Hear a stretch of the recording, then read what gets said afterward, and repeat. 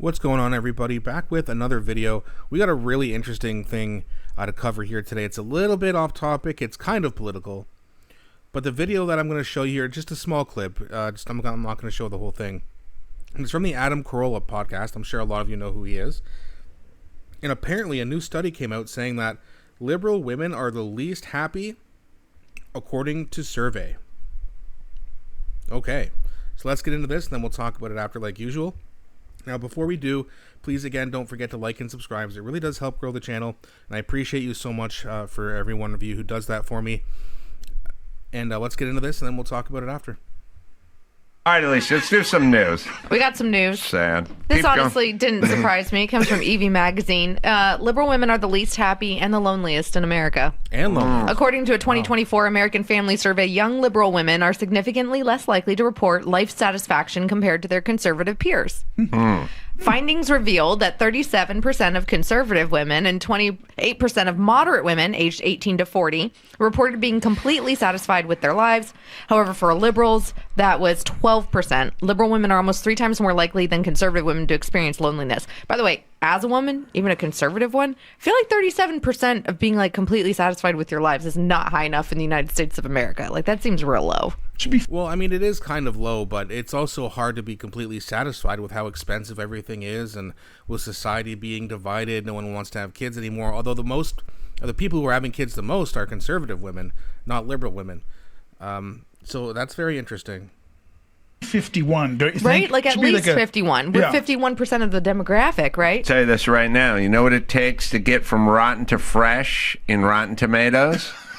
60. 60% means if Sharknado 7 or whatever. 50. All right, let's skip this. I don't know what they're talking about. You know when they here. go, it's always sad when they go, this president has the highest approval rating of any modern president the last 50 years at 47.5%. I'm like, it's still under 50%. And Congress it's is weird. like 22%. Or On the- 11 or on something. the scale that you're saying, this is what's very funny about the observation. If you studied politics 30 years ago and you study politics now, you could see that all of that conversation, well, look where he was in the polls here, and look where he was. Look, what are the polls now? The polls are like how fast their facial hair grows. Conservative women tend to be more likely to embrace Sorry, they got a technology little bit professionally. off But topic. the data agree. also shows, and I do agree with this, so there's Brad Wilcox, he's a sociology professor, and he said that they see in research that conservative women tend to be more likely to embrace a sense of agency and independence and to have senses that they're not the victim of larger structural realities or forces. Well, the victim mentality thing is horrible, and the fact that we've tried to do that to generations of people, especially Constantly blaming the patriarchy, that's another thing. black or brown or women or lesbian or something, it's like when I would hear Biden constantly doing the race hustle, I was like, that should be against your fiduciary duty. Like, as the president of the United States, calling your country systemically racist is an insane thing to say over and over again. And it's hurting people and it's untrue. But of course you would feel that way. And every time you turn on The View, it's just those dumbos going, you know what it's like to be a black woman? I don't know, millionaire black ladies. Tell us all about what that's like in 2025, you fucking hypocrites.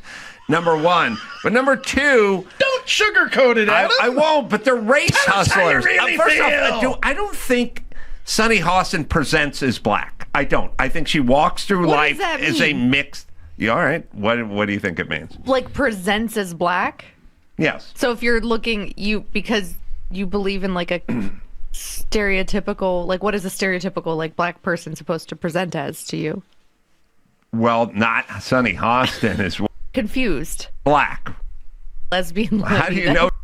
Not because she doesn't identify Saw because Ellen. of the color of her. This got into It's the the race color of issue the pretty skin. Cutest quickly. thing. And to do with like. Okay, then you know there's what? other people. Let's I thought they were going to get into it a little bit more consistently than that, but that's okay. I mean, whatever. He's a comedian. They like when they see a joke, they're going to make it right. So fair enough to Adam Carolla. But that is interesting, right? And I want to know from you guys what you think about that, because when I was younger, I dated almost exclusively liberal women, and this is also back when I was pretty miserable. And guess what? Misery loves company, right? That's what they say. And they were miserable too. It's something I've noticed a while ago. I just didn't really have the numbers. Now, this is from the United States, but that being said, I imagine it's very similar here in Canada, especially with the fact that there's really nowhere cheap you can even live in Canada. At least there's some places in the States that are cheap, giving you a little bit more feeling of satisfaction, at least from a financial standpoint. But liberal women, I mean, I've said this for a while, they're always the victim. They never take accountability. And I'm at the point now, and I'm sure, men, if you can chime in here, or women, not being biased, would you ever date a liberal woman? Have you? Or are you currently? Are you married to one? And how does that dynamic work? Because I can't imagine ever dating another liberal woman again. Or a feminist. I can't do it anymore. I've dated too many of them. It never goes well. No accountability whatsoever. This strong, independent woman crap. And it's just, you know what that means? It means the same thing as when a man self-proclaims himself as an alpha male. So you're not a strong, independent woman. You're not an alpha male. You're just loud and overbearing. That's what that means, right? You're supposed to let other people tell you that give you compliments like that, not give it to yourself. I know my worth. Give me a break. Very few people actually do, I think. Now, interestingly enough, a couple of years ago, I was dating a woman who is way more, let's just say, naturally feminine. Not screaming all the time about the patriarchy, more traditional, more, not quite as in she didn't have opinions. She definitely had opinions. She was just more of a, hey, let's have a discussion, not a fight. And if we disagree with each other, that's okay. There are some liberal women like that. I'm not saying I would, I guess, never date one. I can't imagine myself ever doing it again because I've dated too many of them. Now, of course, being single now, the relationship with that more traditional woman didn't work out. That being said, she was from India. I'm not going to give too much. I don't want to dox her, but, she was from India. She told her parents, and the parents are like, yeah, you're not dating whether it was cultural or race or whatever it was, they just decided they weren't going to put up with that, and that was the end of that. However, dating a woman like that, someone you can have a discussion with, and she's very feminine and sweet and all these things, that's the kind of woman you'd want to date as a man, right? Unless you're miserable, and then, like I said earlier, misery loves company, then I guess you're going to want to date a liberal woman. But I'm really curious to hear what you guys think about that. Why is it that liberal women are so unhappy? Is it because they can't take accountability, therefore they never fix any issues because everything's everyone else's fault? Is it because liberals are nihilistic in nature? And again, sorry about that. And again, when I was younger, I was pretty damn liberal. I was also nihilistic. Yeah, I don't care if it's bad for society. Whatever, do it anyway. Who cares? The world's coming to an end. You know what I mean? I just didn't really care. And then as I got older, I was like, wait, I'm so miserable, and I have these thoughts all the time. And then I started listening to more of the conservative side of things. I was like, okay, they make some points. Now, again, I didn't convert to some far right-wing guy. I'm still, I would say, center-left. I'm a populist. Certainly not a nihilist anymore. And guess what? I'm also not as miserable as I used to be. Now, there's other factors. I'm on different medication, yada, yada, yada. And for those of you guys who don't know anything about hormone health for men, it's very important. So go check your testosterone and get that bumped up if you need to, of course. Don't just start taking it. Consult a doctor. See what they say, especially a hormone expert, because some doctors may not do it. Don't just take my personal advice. Again, disclaimer, I am not a doctor. This is what's worked for me. But I went through the process of getting my blood work done, and I get it monitored, and then my dose gets adjusted. But, with becoming a little bit more center, becoming more healthier with my hormones, it's like my brain started to work better, And as my brain started to work better, guess what happened? I became less liberal. It's weird how that works, right? And there's that old saying, if you're young and you're conservative, you don't have a heart. But if you're old and you're liberal, you don't have a brain.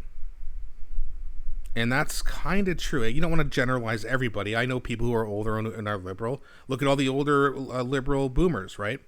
That voted for Mark Carney. And then there's also a bunch of younger conservatives now who are switching over to Pierre Poilievre. So it's very interesting. And that dynamic kind of switches. But I've noticed this for years and years now, that liberal women who are not very feminine, and they try to be, combative with men, I guess, and they think that everything's a man's fault and it's the patriarchy. Of course they're miserable. They don't take accountability. Am I right?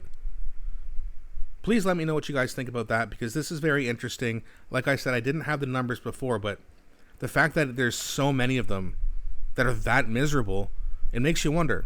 So again, please don't be shy. Let me know what you think in the comment section. I really enjoy engaging with you guys. And please also, again, don't forget to like and subscribe, because it really does help grow the channel. And I'll be back shortly with a new one.